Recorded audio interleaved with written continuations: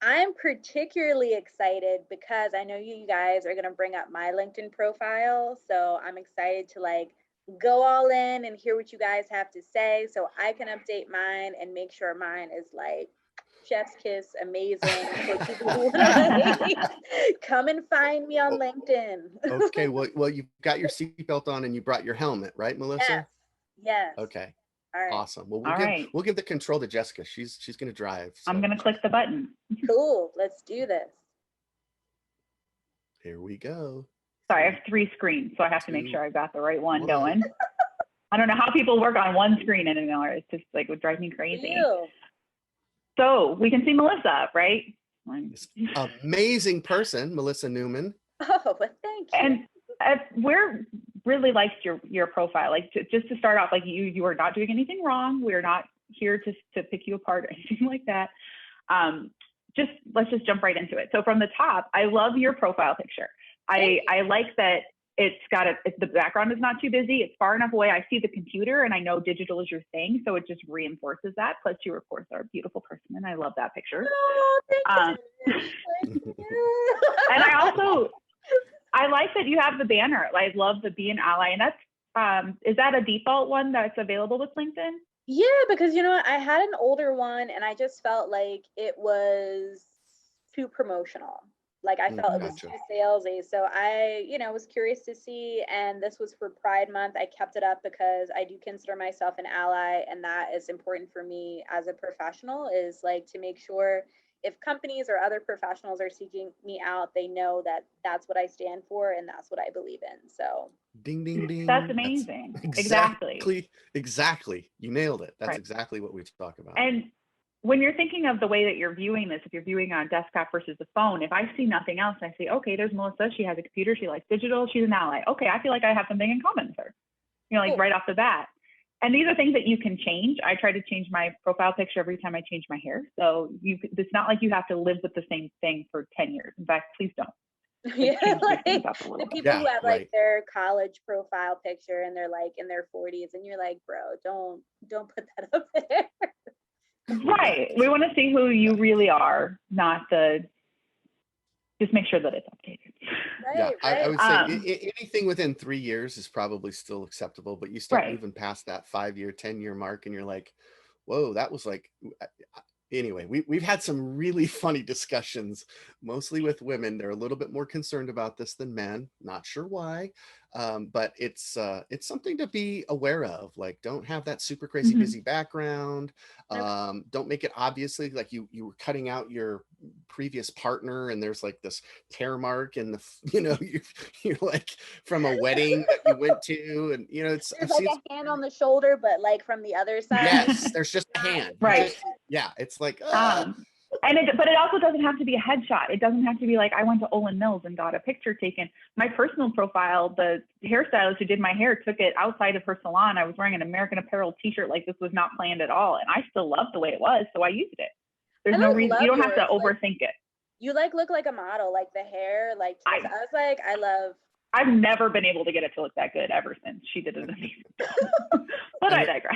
And another shout out to ASI because you guys have been providing this as a service on the trade show floors where people can come down and actually get a professional shot. So another benefit of getting some LinkedIn training and then going to the training of taking that training onto the trade show floor and getting a profile shot that's going to be well lit and look good.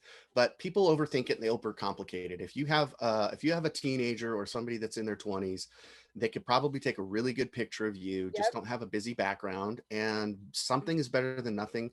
I'm not a fan of logos for your personal profile, by the way. So if you're that person and thinks it's okay to have your business logo in there, I would say nope. And also the cartoon avatars are not funny anymore. So let's go with real shots. We want to connect with the real you, not the cartoon you. Can I ask one more thing before we move on to the next? And I wanted to know, because I have seen this trend, which like to me it's very bizarre, but it's like an action shot. Like I've seen people who like it's clearly a shot where they've like done one of those extreme stunts where they've jumped out of a plane, like, and I would think it would be like an outlier. I've seen so many profile, and I don't know if it's just the people, like I follow a lot of entrepreneurs in the Philly tech scene, so I feel like, again, it's a little shot of personality, but like for a shot like that, that's more personal and niche, would you recommend that, or do you think it's distracting from the profile? I do. I think it's Okay. distracting. I think it's trying to show like one up, like I'm trying to show how cool I am, or Okay. look at me kite surfing or jumping, base Yeah. jumping, or listen, people want to connect with a happy person. That's it. So if you're just the happiest natural you, that's what we want to see is a headshot of I you. would slightly disagree with Jay on this one. Oh, I know. I'm getting, Jay said, "Oh." whoa, I'm listening. I would say that there are people that can pull that off, and that's part of their brand, and that's part of their story. And if it is part of your story, then absolutely you can put that in there if it makes sense. It's kind of like emojis. We have some people who use emojis who I have to say really can't pull it off, but then you have people who can. Okay. Like Jeremy Picker has a little lightning bolt. Freaking love it. Right, I always use the boxing emoji, but I can't pull that off in my profile. So I would always say that it depends on what your story is and what you're trying to say. I'm also not a big fan of the family pictures where you have multiple people in it. It needs to be more of who you are. And there's always little things too, like if you wear glasses every day, you should have glasses in your shot. If you're however you normally would look.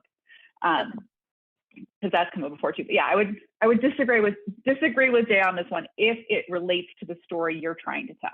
Okay, and you're still able to identify the person, and it's not like you falling out of the plane and like the back of your head or some thing like that. It's more of if it fits with your personal brand and you're identifiable. Okay, cool, awesome. I think it was Nick Latour. I don't know if I said his name right, but he had the one where he was like a superhero and he had his wig on and everything. Like that's part of his brand. It's totally cool. Yeah, I think he's changed it since then, but when he did.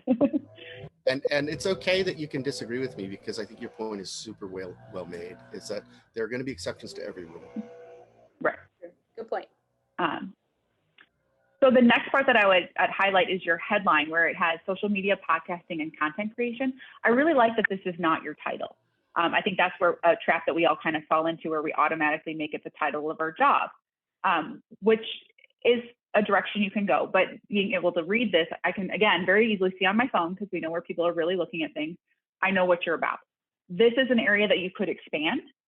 You have some more characters to work with here if you wanted to make more of a story. I know a lot of what we talk to our clients about is saying, I do this for people like you, or I do this for people like this, where you're kind of giving a full comprehensive, like what you're doing for what your audience is.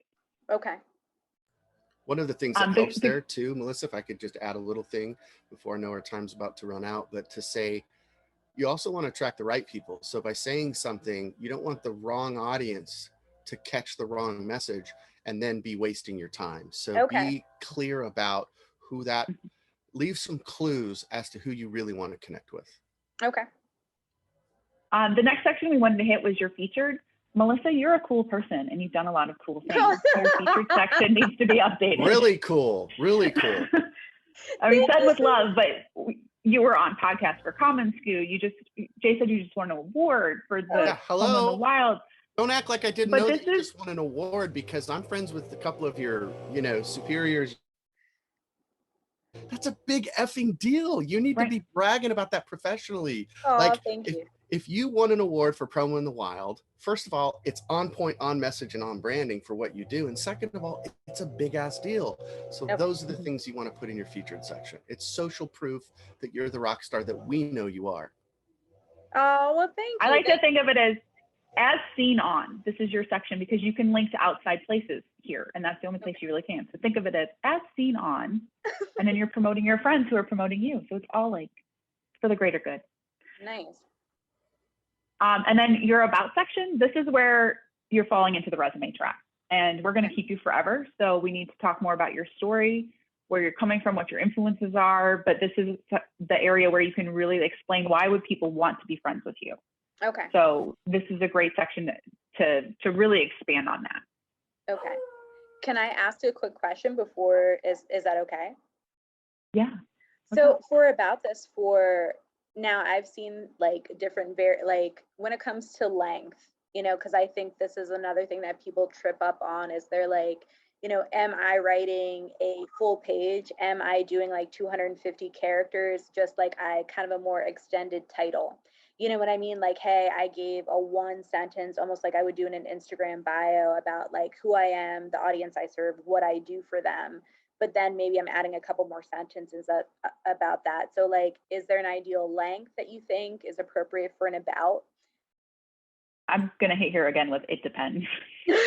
No, Yeah, this is a good question. classic MBA answer right there. You know, as soon as you have your MBA, everything is it depends. But we've talked to some people where like their style is bullet points. So they put bullet points in here. Some of them, their style, you know, their background is in journalism. They're going to write more about it. It depends on what you're trying to say and to whom you're trying to say it. And that's where you kind of, there is no exact formula to it. Okay. But I think one thing to be consistent with is to think about it from the perspective of, you know, 1, 2, 3, 4. Like we're hoping that the caught your eye and stopped the scroll, that we saw a happy picture of Melissa. We want to know who she is. Her headline hooked me. There's something in your headline that says, I want to know more. What's going on? And then they're going to drop down to the features for proof. And if they're really going to go deep, like they really want to know, geez, this is such a cool person, I've got to find out more, they'll read that about section. And that's where you can also drop some clues, you know, even a few little Easter eggs, like we would say in the old days, where you could say, you know, if you've read this far, reach out to me, you know, and say the keyword taco, and I'll be sure to give you a half hour something, something, something, or, you know, a promotional product, marketing message, or something that Okay. you do specific and interesting that can carry over, so that the conversation doesn't end and they Okay. have a call to action in a way that's not too silly.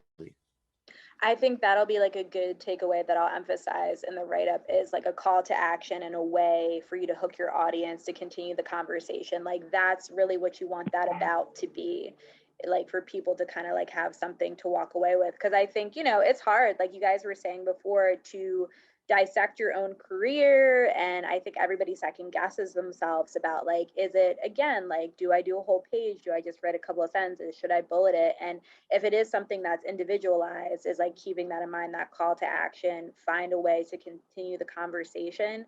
So you're not just getting that connection and then moving on to the next. So I really, really like that.